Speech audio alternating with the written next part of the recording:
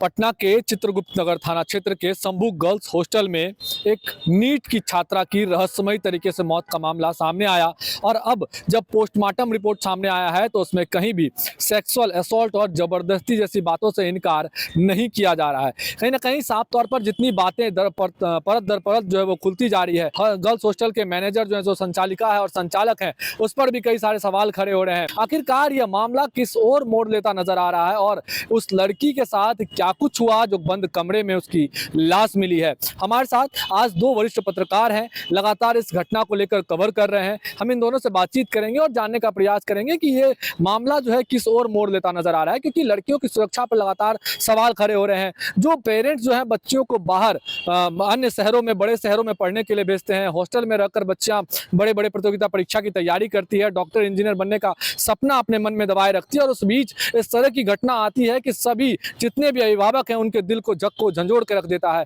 कि आखिरकार उनकी बच्चियां जब घर से बाहर निकली है तो वह सुरक्षित है भी या नहीं। कहाँ ये तार मुड़ता नजर आ रहा है। शक की सुई जो है लगातार जो हॉस्टल के मैनेजर हैं, संचालक हैं, उस पर टिकती नजर आ रही है। ये पूरा मामला अब जो है रेप से जुड़ा हुआ है, साथ ही साथ सेक्सुअल असॉल्ट से पोस्टमार्टम रिपोर्ट भी इनकार नहीं कर रही है। क्या लगता है कौन हो सकते हैं और क्या कुछ हुआ होगा इस घटना के पीछे? शिवम, देखिए, बहुत ही जिम्मेदारी के साथ ये बात हम बता रहे हैं आपके चैनल पे कि ये मामला बहुत बड़ा है। जितना सहज और साधारण दिख रहा है, जिसको बताने की कोशिश की थी पुलिस ने, वैसा कुछ है नहीं, क्योंकि ये बड़ा पॉलिटिकल कनेक्शन है। जो हॉस्टल है उसके पास रात के अंधेरे में बड़ी बड़ी लग्जरी गाड़ियां जो रात रुकती थी, क्या होता था आखिर वहां उस अंधेरे में? सीसीटीवी लगाया गया, लेकिन सीसीटीवी का फुटेज वहां उस 2 घंटे का नहीं का कि उस लड़की के साथ क्या कुछ हुआ। साथ ही जो हॉस्टल के संचालक हैं वो कुछ साल पहले तक 5,000 रुपये महीने के प्राइवेट मकान में, वो किराए के मकान में रहते थे और किराया भी उनके पास होता नहीं था मकान मालिक को देने के लिए। आज वो कई सौ करोड़ के एम्पायर के मालिक हो गए। 24 से 25 ऐसे हॉस्टल बताए जा रहे हैं, जो सोर्सेस बता रहे हैं कि उनके 24-25 हॉस्टल हैं, गर्ल्स हॉस्टल, और सब गर्ल्स हॉस्टल हैं। और उन्होंने, जो संचालिका है नीलम अग्रवाल, उन्होंने दूसरी शादी भी की है। और उसके बाद एक और लड़का है जो बहुत ही मनबढ़ू किस्म का, अय्याज किस्म का है, और उनके कई पॉलिटिकल राजनेताओं के बेटे के साथ कनेक्शन है। उनके साथ वो लगातार पहले भी कई मामलों में इस तरह के वो संलिप्त रहे हैं, पाए गए हैं। लेकिन क्या करें, सैया बिल कोतवाल तो डर काहे का। जब राजनीतिक पार्टी के संरक्षण ऐसे लोगों को देगी तो फिर आप किससे न्याय की उम्मीद करेंगे? और इस मामले में भी जिस तरह से पुलिस की कार्रवाई हुई है, और हमारे साथी दीपक नौरंगी आपको इस पे विस्तार से बताएंगे कि जो एसपी हैं वहां, उसकी कार्यशैली किस तरह से। लेकिन सवाल बड़ा उनके ऊपर भी उठा है।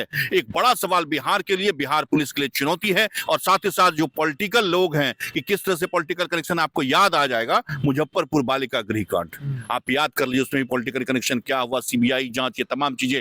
तो अब इस मामले में अगर सीबीआई जांच के लिए भी सरकार लिख दे, क्योंकि लोगों का ध्यान सब सरकार के ऊपर है, डीजीपी के ऊपर है, डीजीपी की साख भी दांव पर लगी है। और विनय कुमार जिस तरह के पुलिस अधिकारी माने जाते रहे हैं, तो वो या तो दूध का दूध पानी का पानी करेंगे, और अगर उन्हें कोई दबाव आएगा तो आप देख लेंगे कि हो सकता है कि विनय कुमार अपने पद से इस्तीफा भी दे सकते हैं। चलिए, तो डीजीपी पर भी सवाल खड़े हो रहे हैं, साथ ही साथ कह रहे हैं कि जो एसपी है पटना के कार्तिकेय शर्मा, उनके ऊपर भी कई सारे सवाल इस केस को लेकर खड़े हो रहे हैं। हाई प्रोफाइल मामला ये बनता हुआ नजर आ रहा है और बन भी चुका है। हमारे साथ दीपक नौरंगी जी हैं।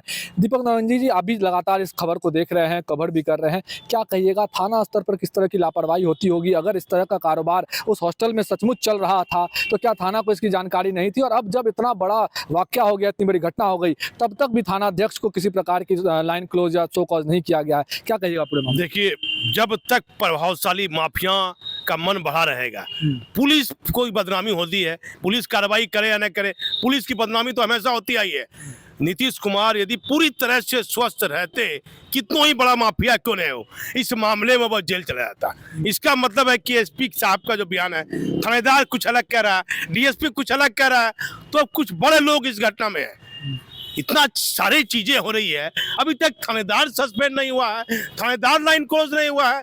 इसका मतलब ये घटना में कोई बड़ा आका है, तो सरकार का संरक्षण प्राप्त है, क्या राजनीतिक संरक्षण प्राप्त है? एसपी कार्तिकेय शर्मा सुलझे हुए व्यक्ति है। मेरा पूरा विश्वास है कि वर्तमान डीजीपी और कार्तिकेय शर्मा का कोई भी ऐसा बयान नहीं होगा। किसी से बुलवाया गया होगा एसपी को, थानेदार ने झूठी सूचना दे दी होगी, साहब ऐसे ऐसे हुआ है, जो थानेदार बोले होंगे एसपी बोल दिया होगा, या कोई पुलिस हेडक्वार्टर का प्रभावशाली पदाधिकारी बोला होगा एसपी को कि आप ये बयान दीजिए, सरकार की बदनामी हो रही है। जो एसपी वहां गया है कार्तिकेय शर्मा 2014 बैच का आईपीएस पदाधिकारी है, उसकी कोई पॉलिटिकल पैरवी नहीं, कोई माँ बाप नहीं है। मैं जानता हूं, मैंने कभी इंटरव्यू भी नहीं लिया है, लेकिन मैं आईपीएस, मैंने 450-500 आईपीएस का इंटरव्यू निकाला है व्यक्तिगत। पूर्णिया में एसपी रहे, लखीसराय में वहाँ एक बहुत बड़े प्रभावशाली नीतीश कुमार के करीबी मित्र वहाँ से चुनाव लड़ रहे थे, उस पर लाठीचार्ज करवा दिया, उनकी पोस्टिंग नहीं होने लगी। जब उनकी आज पोस्टिंग पटना में हुई है, क्योंकि नीतीश कुमार कहीं ना कहीं पाक साहब पदाधिकारी को, यहीं से पहले ढिल्लो साहब को पटना सीनियर एसपी बनाया था। तो आखिर पूरे मामले के पीछे राजनीतिक कनेक्शन से इनकार नहीं किया जा सकता। राजनीतिक कनेक्शन से इनकार नहीं किया जाता, लेकिन बड़ी बात आपने एक कही कि जो थाना स्तर के अधिकारी होते हैं वो नहीं वरीय अधिकारी को सही सूचना नहीं वो देते हैं। सुधार जब तक नहीं होगा, जब तक सरकार आईपीएस से पैसा लेना बंद नहीं करेगी। आईपीएस के तैनाती में, पोस्टिंग में पैसा, थानेदार की तैनाती में पैसा, आप कोई आईपीएस यदि जाएगा पैसा देने के लिए, पैसा देके यदि उसकी पोस्टिंग हो रही है, तो वो एसपी क्या करेगा? थानेदार से पैसा लेगा ही लेगा। पर्दे के पीछे का सच है। लेकिन अभी बार जो पोस्टिंग हुई है आईपीएस की, उसमें कुछ ऐसी 100 जाति के लोगों को जिला में एसपी दिया गया है, जिससे जातिवाद का जो मामला ये उठ रहा था, ये दूर है। बिहार में पहले लोग जाति से ऊपर नहीं उठ पा रहे। मरने वाले की जाति, एसपी की जाति, मारने वाले की जाति, अब डीजीपी किस जाति से है? अरे अपराधी की कोई जाति नहीं है। मैं भी पत्रकार हूँ। पहले, सबसे पहले तो मैं आपके चैनल पर कहूंगा कि यूट्यूब ये माइक लेके जो भीड़ लगी हुई है, इस पर सरकार कोई कानून बनाए, नहीं तो बिहार में कोई बड़ी घटना से इनकार नहीं किया जा सकता है। अरे वो मैट्रिक पास है या नहीं है, वो माइक लेके घूम रहा है, कहीं डीएम के ऑफिस में चला जाता है, पुलिस हेडक्वार्टर चला जाता है। पुराना आदमी को तो लोग पहचान लेता है, नया नया लड़का जिस पर 22 केस है, जो बड़ा बड़ा अपराधी है, 2000 का माइक ले लिया है और वह बकायदा में चलाया, उसको कुछ लो कोई जानकारी नहीं है। सोशल मीडिया से वो देख रहा है।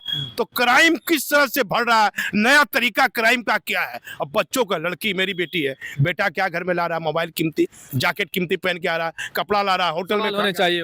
गार्जियन को पूछना चाहिए कि बेटा ये कहाँ से तुम आ रहे हो, होटल गए थे तो कौन था तुम्हारे साथ, इतना पैसा कौन खर्चा किया। पहली पाठशाला घर है। सारी जिम्मेदारी तो हमेशा पुलिस की जवाबदेही रहती है। थानेदार को तत्काल सस्पेंड करना चाहिए, थानेदार का पूरा सीडीआर निकालना चाहिए, जैसे अपराधी का सीडीआर निकाला जाता है। थानेदार निर्दोष है तो सस्पेंड करके छोड़ दीजिए। यदि बातचीत घटना के दौरान 100% बड़ा बड़ा लोग थानेदार से कनेक्ट किया होगा, 100%, तो सरकार को जो भी थानेदार हो, पहले थानेदार का सीडीआर निकालना चाहिए। ये मैं बड़ी जानकारी आपके चैनल पर दे रहा हूँ। चलिए, तो हमारे साथ जो पत्रकार थे उनका साफ तौर पे कहना है कि कहीं ना कहीं इस पूरे परत के अंदर में बड़ा मामला छिपा हुआ है और थानेदार पर जो है कड़ा एक्शन होना चाहिए। जिस तरह से इस मामले को लेकर अभी तक जो है किसी प्रकार की जो कार्रवाई जो है पुलिसिया स्तर पर, पुलिस पदाधिकारियों पर, वो नहीं की गई है और सरकार के तंत्र जो है उनका भी दबाव प्रशासनिक तंत्र पर है, ऐसा भी हमारे पत्रकार बंधु कहते नजर आ रहे हैं। हालांकि कब तक इसकी परतें ही हटती रहेगी, कब तक पूरा मामला साफ हो पाएगा, यह तो स्पष्ट तौर पर अभी जानकारी सामने नहीं आई है। लेकिन पोस्टमार्टम रिपोर्ट ने कहीं ना कहीं इस पूरे मामले में खलबली जरूर मचा दी और खलबली के बाद जो है अब एक्शन एसआईटी के स्तर से सीबीआई तक जाने की मांग जो है वो पत्रकार के अंग और साथ ही साथ जो लोग हैं, स्थानीय लोग, पीड़ित परिवार भी करता नजर आ रहा है। भागलपुर से TV9 के लिए मैं शिवम।